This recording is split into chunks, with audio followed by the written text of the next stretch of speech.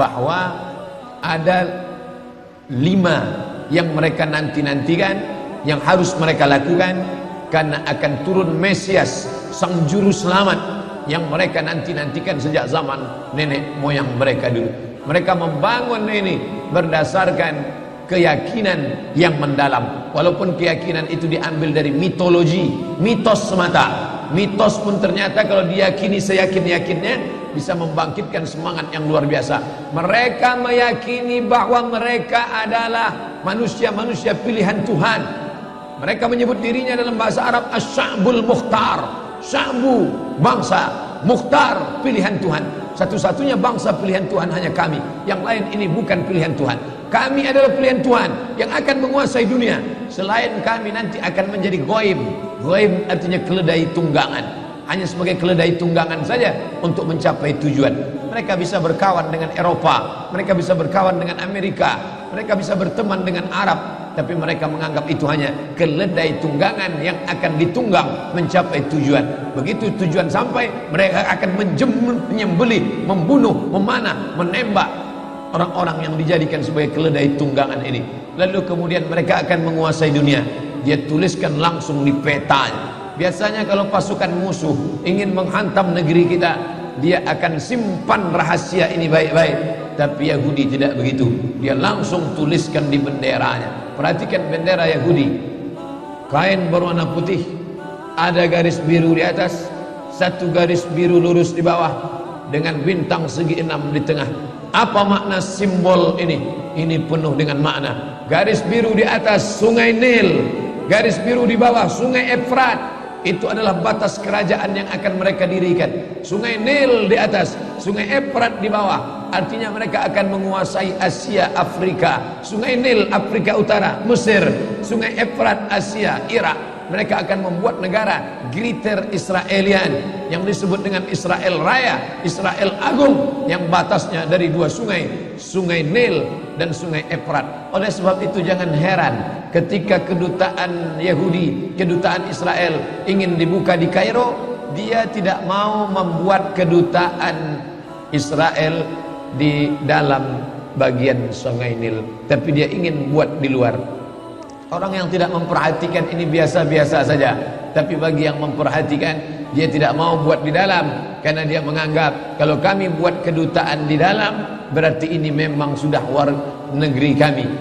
Orang akan membuat kedutaan di luar negerinya, bukan di dalam negerinya. Maka antara sungai Nil dengan sungai Efrat, dia buat kedutaan di luar, karena dia ingin menunjukkan inilah negeri kami.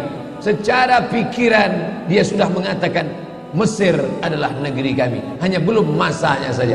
Maka dari mulai Mesir sampai ke Irak, hitung berapa negara: Yordania, Palestina, Suria, Lebanon, Irak, Saudi Arabia sebagian, Sudan, dari mulai Afrika Utara sampai ke Asia. Itu adalah negeri-negeri kami, negeri yang dijanjikan oleh Tuhan. Ardul Mau'un, negeri yang dijanjikan kalian akan kembali ke sana menurut mitologi, mitos, pikiran mereka. Tapi mereka meyakininya. Mereka meyakini akan turun nabi terakhir, Mesias, yang dijanjikan oleh Tuhan mereka. Tapi Mesias itu tidak mau turun sebelum dia melihat ada 5 perkara, ada 5 hal yang ditunggu, barulah Mesias itu turun. Dan mereka menyiapkan itu dengan persiapan yang sematang-matangnya. Yang pertama, Mesias baru mau turun kalau seluruh Yahudi kembali ke bumi yang dijanjikan. Dan mereka betul-betul kembali ke bumi yang dijanjikan itu. 1946 mereka berusaha sekuat mungkin, bagaimana supaya kita bisa kembali. Yang penting balik kampung, yang penting kita balik ke negeri kita, karena Mesias tidak mau turun kalau kita tidak bisa kembali. Berusaha sekuat tenaga, jumpai sultan-sultan Islam yang bisa dibeli, tapi umat Islam tidak bisa dibeli. Iman mereka terlalu mahal untuk dibeli. Mereka sudah menjual nyawa mereka, diri mereka dalam kuasa Allah Subhanahu wa taala, karena mereka yakin innallaha ashtara minal mu'minin, Allah sudah membeli dari orang mukminin amwalahum, harta mereka, wa anfusahum, nyawa mereka, bi anna lahumul jannah, mereka sudah dibeli dengan surga. Nyawa yang ada dalam dirimu bukan milikmu, hartamu, mobilmu, rumahmu bukan punyamu, itu semua punya Allah, sudah lama dibeli Allah. Sebelum kau lahir ke dunia sudah dibeli Allah. Dibeli dengan apa?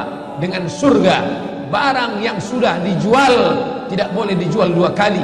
Diri yang sudah dijual kepada Allah, harta yang sudah dijual kepada Allah, maka tidak boleh dijual lagi kepada manusia. Raja-raja, sultan-sultan Islam tidak mau menjual, tapi mereka licik. Mereka gunakan anak bangsa umat Islam yang kulitnya sama dengan kita, yang wajahnya sama dengan kita, yang bahasanya sama dengan kita. Mustafa Kemal Atatürk bukan orang Yahudi, bukan orang kafir, orang Islam. Bahasanya bahasa Turki, wajahnya wajah Turki, tapi dia yang menggulingkan Kesultanan Turki. 1924 berakhir khilafah Islamiyah, lemah umat Islam. Di saat itulah mereka mengambil, mencaplok, lalu kemudian akhirnya mereka kembali beramai-ramai. Mengapa mereka kembali ke tanah yang tandus ini? Bukankah mereka sudah hidup nyaman, enak di Eropa, Inggris, Perancis, Belanda, Jerman? Hampir di setiap negeri ini ada Yahudi. Kenapa mereka mesti kembali? Karena mereka meyakini ini adalah tanah yang dijanjikan oleh Tuhan. Mereka menyebut nenek moyang mereka itu Israel. Isra artinya hamba, El Tuhan. Israel hamba Tuhan, hamba pilihan Tuhan. Tapi Israel punya makna lain. Isra musari El lillah. Israel musari lillah, orang yang pernah bergulat dengan Tuhan. Kata mereka, nenek moyang kami itu hebat. Kita mengatakan nenek moyang orang Melayu hebat, nenek moyang orang Makassar hebat, bisa mengendarai samudra yang luas, bisa diseberanginya dengan perahu pinisi. Nenek moyang orang Minangkabau hebat, kami para perantau hanya sebatas itu saja. Mereka di atas itu lagi, nenek moyang kami hebat. Apa hebatnya? Pernah bergulat dengan Tuhan dan Tuhan kalah. Tuhan kalah ketika bergulat dengan nenek moyang kami. Dan akhirnya ketika Tuhan kalah, lalu Tuhan pun memberikan hadiah. Hai Israel, aku kalah bergulat dengan engkau, maka sebagai kompensasinya aku berikan kepada engkau inilah tanah. Itulah dia tanah Palestina. Dan mereka meyakini itu setengah mati. Ustadz ngomong begini sumbernya dari mana? Judul bukunya Ad-Diyanah Al-Yahudiyah, Tarikh Ad-Diyanah Al-Yahudiyah, sejarah agama Yahudi, ditulis oleh seorang penulis ulama besar Mesir, pakar Yahudi, penerjemah Abdul Somad. Kebetulan saya menerjemahnya tahun 2009. Sampulnya warna hitam. Bagi jamaah yang ada di Jakarta, harap segera cari buku ini, yaitu diterbitkan oleh Pustaka Al-Kautsar Jakarta. Artinya mereka dengan keyakinan yang penuh, kami adalah hamba-hamba bangsa-bangsa pilihan Tuhan. Itulah mengapa mereka ramai-ramai. Orang berpikir heran, apa yang mereka kejar ke Palestina? Andai ada orang ingin merebut Irak, masuk akal. Merebut Irak karena banyak sumur-sumur minyak. Andai ada mau ekspansi ke Kuwait, masuk akal, karena sumur minyak di Kuwait banyak. Kenapa kembali ke Palestina? Ada apa? Tanah yang tandus, tanah yang kering kerontang. Mereka ingin membuat sebuah negara dengan keyakinan akan turun Mesias, sang juru selamat yang dijanjikan oleh Tuhan, dengan syarat orang-orang Yahudi mesti kembali ke negeri yang dijanjikan Tuhan. Yang kedua, Mesias sedang menunggu. Mesias melihat ke bawah. Kalau dia tengok di bawah masih banyak gurun pasir, dia tidak mau turun. Dia ingin melihat hijau. Kalau sudah dibentang karpet hijau, baru dia turun ke bawah. Maka yang dimaksud dengan hijau itu adalah ditanami tanaman-tanaman hijau, penghijauan yang luar biasa. Dan ketika Israel masuk ke Palestina, mereka ambil tanah itu, mereka hancurkan rumah orang Islam, mereka buat tembok panjang. Penjara terbesar dan terpanjang di dunia adalah Palestina. Mereka kurung orang Palestina. Mereka buat tembok beton yang tinggi, panjangnya 700 km lebih. Dari Pekanbaru kita lihat, Anda menuju Medan Sumatera Utara 600 km. Mereka membuat tembok tinggi 700 km. Bayangkan, umat Islam terisolir dan mereka tanami hijau-hijau. Makanya Allah berkuasa. Allah mau tunjukkan kuasa, lalu Allah buat tanaman hijau itu menyala dalam pokok yang hijau itu menyala beberapa bulan yang lalu. Heran orang, Allah mau menunjukkan kekuasaannya. Kalian tidak mau tolong Palestina, aku yang akan menolongnya. Tanaman yang hijau yang mereka tanam itu tiba-tiba terbakar. Tidak ada yang bisa mematikannya. Sampai-sampai reporter wartawan Amerika mengatakan tidak ada yang bisa mematikan kebakaran ini kecuali Tuhan, karena Dia yang membakarnya. Bapak Ibu yang dimuliakan Allah SWT, tanaman apa yang mereka tanam? Persis yang dikatakan Nabi SAW, syajaratul gharqad, pohon gharqad, bentuknya seperti pinus, tinggi, memanjang. Lalu kemudian Bapak Ibu nanti tulis saja, yang ingin tahu bagaimana bentuk pohon gharqad, tulis saja www.google.com. Lalu tulis di sana alif lam ghain ra qaf dal al-gharqad, enter, muncul gambar pohon gharqad. HP saya tak bisa tulis Arab Pak Ustaz, belum masuk Islam. Cara mengislamkannya Play Store, klik. Setelah buka Play Store, pilih Arabic Keyboard. Setelah keluar Arabic Keyboard, pilih Arabic Smart Keyboard. Smart Keyboard Arabic. Habis itu setupkan ke HP. 5 menit, geser, langsung berubah, bisa tulis Arab. Alif, lam, ghain, ra, qaf, dal. Enter, pilih image, muncul gambar pohon gharqad. Gimana? Sudah nampak? Tak keluar Pak Ustaz. Loh, kenapa? Paket tak ada. Sekarang mudah belajar.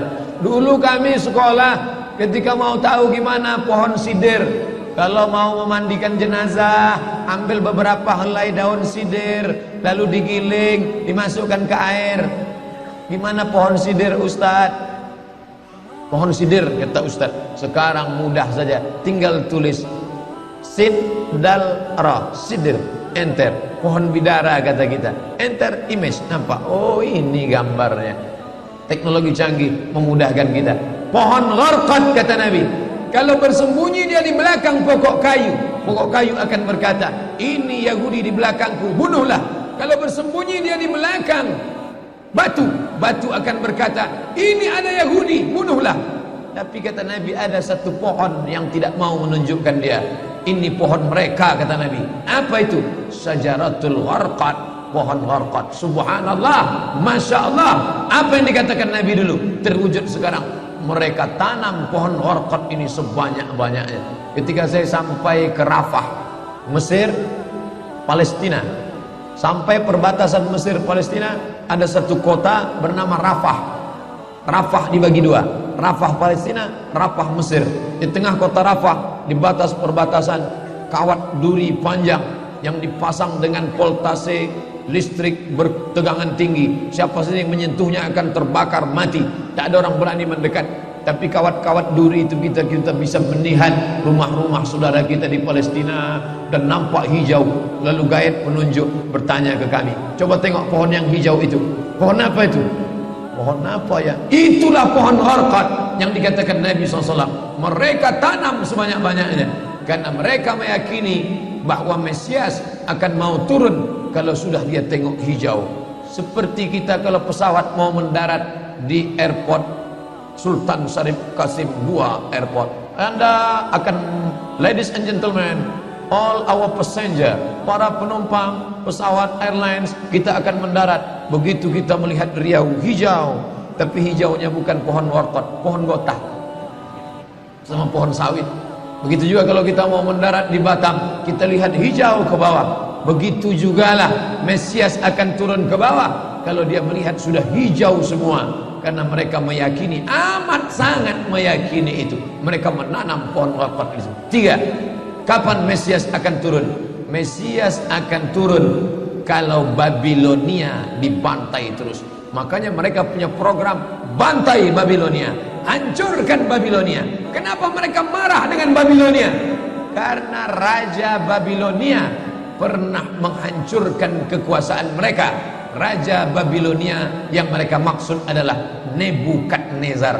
Nebukadnezar Raja Babilonia menghancurkan kerajaan nenek moyang mereka. Mereka punya dendam kesumat yang luar biasa. Salah satu sifat Yahudi, dendam kesumat yang tak pernah mati. Walaupun sudah terjadi ratusan tahun, ribuan tahun lalu, tetap anak cucunya sekarang dendam. Hantam Babilonia, hantam Babilonia. Karena Babilonia negerinya Nebukadnezar, anak cucunya mesti dihancurkan. Mana Babilonia itu? Babilonia adalah Irak. Makanya setiap naik presiden Amerika yang didukung oleh Yahudi, mereka akan membantai Babilonia, Irak. George Bush naik, apa yang dilakukan George Bush? Membantai Irak. George Bush Junior, anak George Bush naik, apa yang dilakukan George Bush Junior? Membantai Irak. Naik Obama, apa yang dilakukan Obama? Membantai Irak. Kenapa yang sekarang ini, siapa namanya? Donald Trump. Payah ngingat nama orang kafir. Kenapa Donald Trump tak membantai Irak? Karena Irak sudah hancur babak belur, tak perlu lagi dibantai. Sumur-sumur minyaknya sudah punya kita. Negeri itu sudah menjadi negeri boneka, hancur lebur. Saddam Hussein barulah orang paham. Dulu kita terikut-ikut dengan kata-kata mereka di Reuter. Saddam Hussein raja yang zalim, Saddam Hussein orang yang jahat, Saddam Hussein. Tapi begitu Saddam Hussein digantung, apa kata dia di tiang gantungan? Allahu Akbar, patah lehernya, mati Saddam Hussein, meninggal dunia. Sekarang orang baru sadar, ternyata Saddam Hussein menyelamatkan negeri itu daripada orang-orang yang jahat. Sekarang apa yang terjadi? Saudara kita yang beberapa bulan bersama kita di Masjid Raya Senapelan, kalau Bapak ingat, ayahnya, anaknya, ibunya, adik-adiknya tak sanggup lagi tinggal di Baghdad. Kenapa? Kami dibantai oleh Syiah, kami dibantai oleh Amerika, kami sampai lari mendapatkan suaka politik. Sampai hari ini masih ada sebagiannya tinggal yang Sunni, yang Syiah dengan berbagai macamnya. Apa maknanya? Mereka membantai Babilonia. Lalu orang mengatakan ini kan ekspansi politik, ini kan karena sumur minyak. Ada betulnya, tapi lebih daripada itu adalah mereka memiliki keyakinan yang luar biasa bahwa Mesias akan datang kalau Babilonia dihancurkan. Ustadz baca analisa ini dari mana? Kami belajar buku ini 6 bulan di Al-Azhar, satu mata kuliah, dan saya paling suka mata kuliah ini karena mengaitkan antara ayat Al-Quran dan hadis Nabi. Kalau kita suka mata kuliah itu, kita ingat isinya, kita ingat orang yang mengajarnya. Saya masuk Al-Azhar 1998, hari ini 2017, 19 tahun yang lalu. Kalau saya pejamkan mata saya, masih ingat saya Syekh Dr. Fargallah yang mengajarkan mata kuliah ini. Dengan semangat dulu dia di lokal mengatakan, anak-anakku sekalian, beginilah mereka akan menguasai umat Islam, negeri Palestina. Semangat Syekh Fargallah. Saya tak tahu apakah dia masih ada atau tidak, tapi pahala akan tetap mengalir baik beliau hidup maupun sudah meninggal dunia. Kenapa? Saya sampaikan kepada Bapak Ibu sampaikan kepada anak menantu, sahabat, kerabat, tetangga, mengerti keadaan kita zaman sekarang. Jangan sampai dikatakan Palestina bukan urusan kita. Ini kan masalah politik. Indonesia ya Indonesia, Palestina ya Palestina. Antum tidak mengerti masalah dunia. Palestina adalah masalah umat Islam. Subhanalladzi asra bi'abdihi, maha suci Allah yang sudah memperjalankan hambanya minal masjidil haram, dari masjidil haram ilal masjidil aqsa, masjidil aqsa, masjidil aqsa Palestina. Kita yang tertulis dalam kitab suci kita bahwa kita punya ikatan emosional, kenapa kita tidak yakin itu? Yahudi ajarannya dibuat-buat, ajarannya mitos, tapi mereka punya keyakinan yang luar biasa. Mereka rebut negeri itu, mereka kuasai, mereka hancurkan negeri musuh. Atas dasar apa? Keyakinan bahwa Mesias akan datang. Yang kelima, apa yang mereka lakukan untuk Palestina? Mereka meyakini ada Temple of King Solomon, tempel, kuil King Solomon, Raja Sulaiman. Datang pula orang Indonesia latah, dikatakannya Sulaiman ini kerajaannya bukan di Palestina, di Yogyakarta, Sleman. Kata dia, King Solomon itu punya tempel kuil, dan Temple of King Solomon letaknya pas di bawah Al-Masjidil Aqsa. Apa maknanya? Mereka mengeruk setiap hari bulldozer, traktor, ekskavator, terus mengeruk keliling Masjidil Aqsa. Mereka ingin meruntuhkan Masjidil Aqsa. Tulis Temple of King Solomon enter, pilih image, tampak gambar, replika. Inilah kerajaan Sulaiman yang ada di bawah Masjidil Aqsa. Akan mereka naikkan. Mereka sudah bangunkan rumah kecil replikanya, seperti orang Riau membuat rumah replika, rumah Melayu Kampar, rumah Melayu Siak, rumah Melayu Bengkalis. Di mana rumah itu? Di Purna MTQ. Anak-anak kita kalau mau tahu bagaimana rumah Melayu Kampar, bagaimana rumah Melayu Siak, bagaimana rumah Melayu Pelalawan, pergi ke sana. Sebagiannya ada, sebagian tak ada, entah kemana perginya. Tapi mereka membuatkan itu. Inilah dia replika kerajaan Temple of King Solomon. Artinya apa?